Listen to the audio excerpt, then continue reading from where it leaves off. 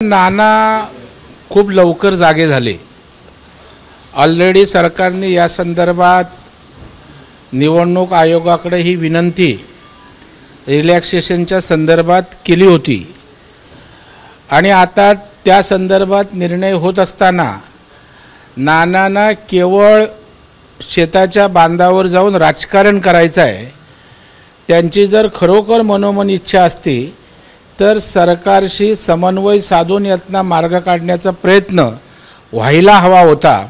कारण आतापर्यंत महाराष्ट्रात जेव्हा जेव्हा आपत्ती आली, संकट आलं, दुष्काळ आलं, त्यावेळेला सत्ताधारी आणि विरोधी पक्षांनी एकत्रितपणे त्या आपत्तीला सामोरं जाऊन उपाययोजना केलेल्या आहेत। परंतु आता भ्रमित झालेले सर्व विरोधी पक्ष केवळ राजकारण म्हणजे दुष्काळासारख्या विषयावर सुद्धा दुर्दैवाने राजकारण करतायत, हे यातनं त्या ठिकाणी दिसून येते। भाऊ, लोकसभेसाठी मनसेनं बिनशर्त पाठिंबा दिला होता, मात्र आता कोकण पदवीधरसाठी अभिजित पानसे जे आहेत ते आता उमेदवारी अर्ज भरणार आहेत, ते आपल्या मतावर ठाम आहेत?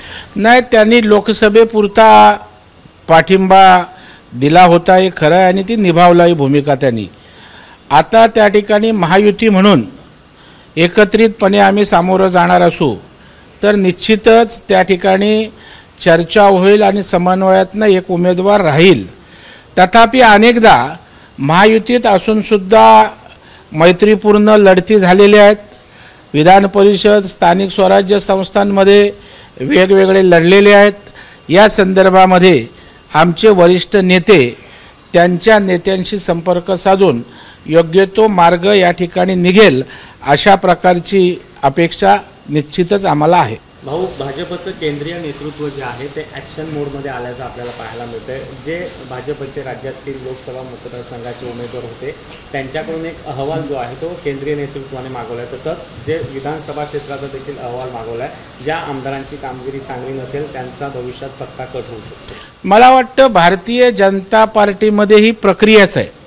एखादी निवडणूक झाली की त्या निवडणुकीचं विश्लेषण होत असतं, आढावा घेत असतो आणि त्या पद्धतीनं भविष्यातल्या संघटनात्मक गोष्टी असतील, निवडणुका असतील, या विषयासंदर्भात निर्णय होत असतो आणि त्याच्यामुळे ही प्रोसेस आहे।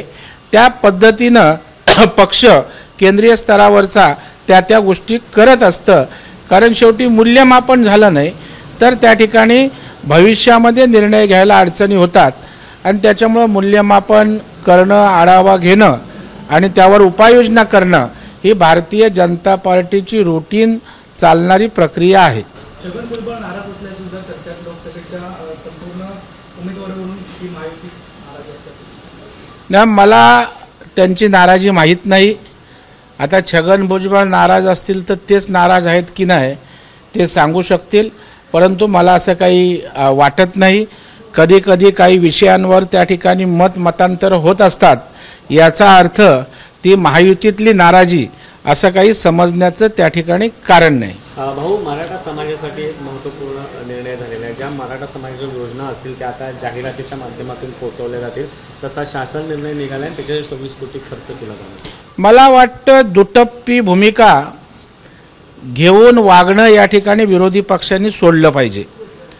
मराठा समाजासाठी देवेंद्र फडणवीस साहेबांनी, शिंदे साहेबांनी किंवा सरकारनं ज्या ज्या गोष्टी प्रामाणिकपणे केलेल्या आहेत त्या गोष्टी त्या समाजासमोर नीटपणे मांडण्यासाठी जर खर्च झाला असेल तर त्याच्यात कोणतं पाप केलं आहे?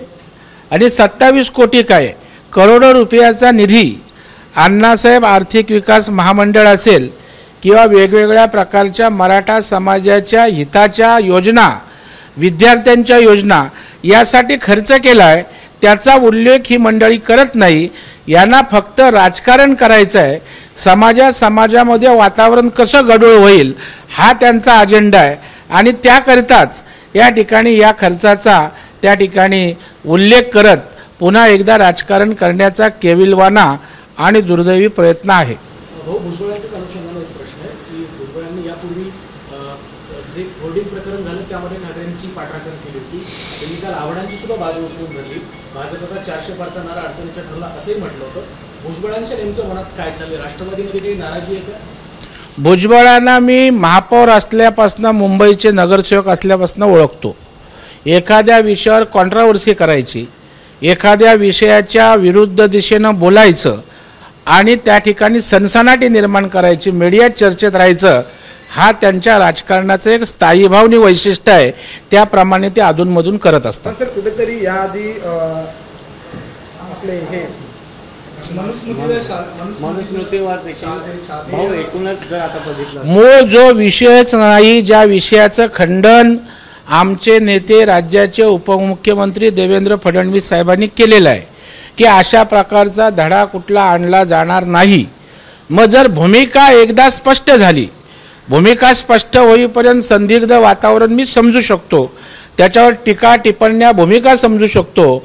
परंतु एकदा देवेंद्रजींनी भूमिका स्पष्ट केल्यावर पुन्हा मनुस्मृतीचं राजकारण करायचं, याचा अर्थ तुम्हाला त्या विषयावरनं राजकारणच करायचं आहे आणि राजकीय पोळी भाजून आपलं नेतृत्व टिकवण्यासाठी केलेली केविलवाणी धडपड आहे. भाऊ, आपण जर बघितलं असेल तर छगन भुजबळांची वक्तव्य येत आहेत. एकीकडे अजित पवार देखील बरेच दिवस कुठल्याही प्रक्रियेत नव्हते.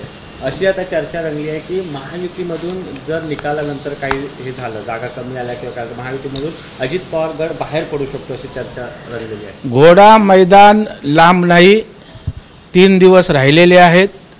निकाल जर तरचा काहीच विषय नाही. आम्हाला पूर्ण आत्मविश्वास आहे. भारतीय जनता पार्टी आणि महायुतीला प्रचंड जनाधार त्या ठिकाणी देशभरात मिळणार आहे, तसा राज्यात मिळणार आहे. 40 कुठल्याही परिस्थितीत महायुती म्हणून आम्ही 5 त्या ठिकाणी जागा करू आणि त्याच्यामुळे या जर तरच्या विषयाला निकालानंतर फुलस्टॉप त्या ठिकाणी मिळणार आहे. जरांगे पाटील 288 जागा लढवणार असं प्रतिक्रिया.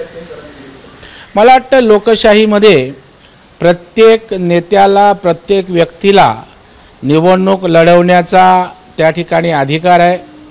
निवडणुकीसाठी सामुदायिकपणे एकत्रित लढवण्याचा अधिकार आहे आणि त्यामुळे जरांगे पाटील साहेबसुद्धा एका समाजाचे त्या ठिकाणी एक नेतृत्व करतात आणि त्याच्यामुळे जर त्यांना वाटलं असेल तर लोकशाहीमध्ये थोडं ते काय वगळून निवडणुका होत असतात. कोणालाही या राज्यात, देशात निवडणुका लढवण्याचा अधिकार आहे, तसा त्यांनाही आहे. एक शेवटचा प्रश्न. आशिष शेलारांनी तक्रार केली होती, तक्रारची दखल आता केंद्रीय निवडणूक आयोगाने घेतलेली आपल्याला पाहायला मिळते. उद्धव ठाकरेंनी बोललेल्या शब्दाचा शब्द तपासण्याचे जे आदेश आहेत ते राज्य निवडणूक आहे. मला वाटतं मतदानाची प्रक्रिया चालू असताना मतदानावर प्रभावित होणारी वक्तव्य त्या ठिकाणी ह्या आचारसंहितेचा भंग आहे. कारण ती वक्तव्य मतदाराला प्रभावित करत असतात आणि त्याच्यामुळे निश्चितपणे आशिष शेलारांच्या तक्रारीत तथ्य आहे, त्याची दखल निवडणूक आयोगाने घेतलेली आहे आणि उचित निवडणुकीच्या नियमाप्रमाणे जी कारवाई असेल ती त्या ठिकाणी उद्धव ठाकरेंवर होईल. कारण नियमासमोर, कायद्यासमोर कोणी मोठा छोटा नसतो, त्याच्यामुळं कायदा हा सर्वांसाठी आहे, तोच उद्धव ठाकरेंनाही लागू आहे. भाऊ, राज्यातली आचारसंहिता शिथिल करावी असं पत्र जे आहे ते राज्य सरकारने दिलं होतं. राज्यात अजूनही भीषण परिस्थिती आहे, मात्र निवडणूक आयोगाने ती फेटाळलेलं आहे. आचारसंहिता उठवायला खरं म्हणजे आम्हाला अपेक्षा होती निवडणूक आयोग अशा प्रकारची शिथिलता देईल, कारण यापूर्वी जेव्हा जेव्हा दुष्काळ किंवा आपत्ती आले त्यावेळेला निवडणूक आयोगाने शिथिलता दिलेली आहे. तथापि ती संविधानिक आयोग आहे, त्यांच्या निर्णयावर त्या ठिकाणी काय बोलणार. परंतु यातनाही सुवर्ण मध्य काढून सरकार या ठिकाणी दुष्काळग्रस्तांसाठी ज्या उपाययोजना प्राधान्यानं तातडीच्या असतील ते करण्यात हयगय करणार नाही. भाऊ, कांद्याच्या संदर्भात एक शेवटचा प्रश्न. गुजरात आणि कर्नाटकाचा जो लाल कांदा आहे, गुलाबी कांदा आहे, त्यावरचे निर्यात शुल्क ते हटवण्यात आले. मात्र महाराष्ट्रातल्या कांद्यावरचं जे निर्यात शुल्क आहे ते अद्यापही काय नाही. मला वाटतं त्या ठिकाणचं असणारं उत्पादन, त्या ठिकाणची असणारी उपलब्धता, साठा आणि त्या ठिकाणी एक्सपोर्ट असे वेगवेगळ्या प्रकारचे ते एकमेकांशी संबंधित विषय आहेत. तथापि महाराष्ट्रामध्ये अशा प्रकारचं शुल्क त्या ठिकाणी कमी करता येत असेल तर आपल्याच राज्याचे, मुंबईचे मंत्री पियुष गोयल साहेब आहेत, यावर त्यांच्या कानी हा विषय देवेंद्र फडणवीस साहेबांनी घातलेला आहे. सरकारी त्या विषयात बोलतं आहे आणि निश्चितच महाराष्ट्रातल्या कांद्या उत्पादकांना जो दिलासा जसा निर्यात बंदी उठवून दिला तसा देण्याचा प्रयत्न राहील. एबीपी माझा, उघडा डोळे बघा नीट.